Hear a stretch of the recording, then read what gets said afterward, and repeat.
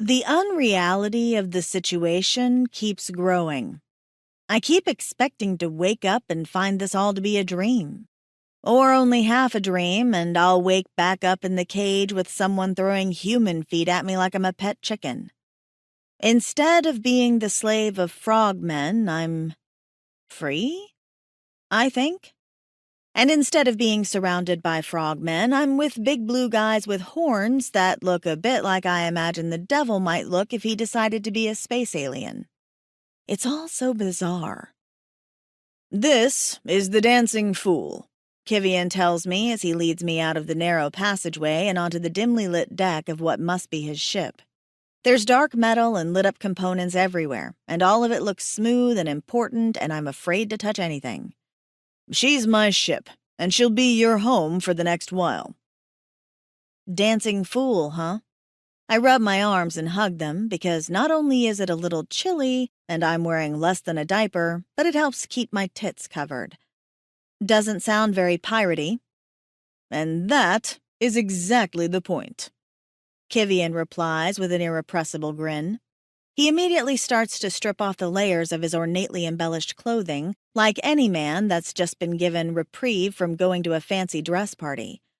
"No one is going to stop a ship called something so ridiculous and assume they're up to nefarious deeds."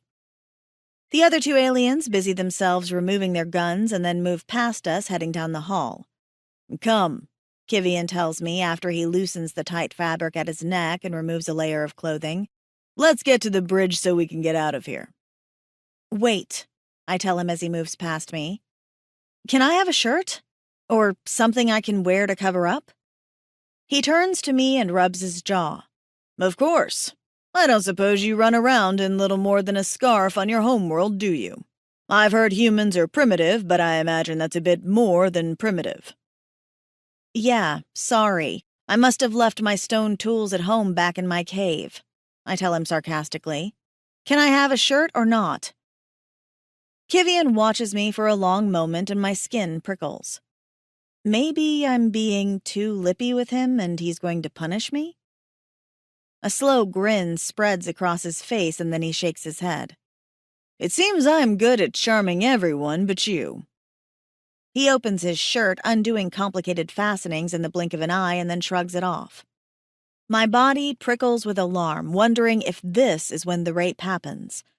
I step back warily, but he only holds the shirt out to me. "Oh." "I'm not going to touch you without your permission," he says in that calm, smooth voice. "When I said you were safe with me, I meant it. I won't harm you, and neither will my crew." I study his face, wondering if this is a trick, if he's fooling me like he fooled the frog guys.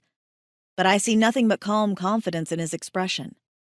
It takes me a moment to realize his words aren't being filtered in through the earpiece. You speak English?"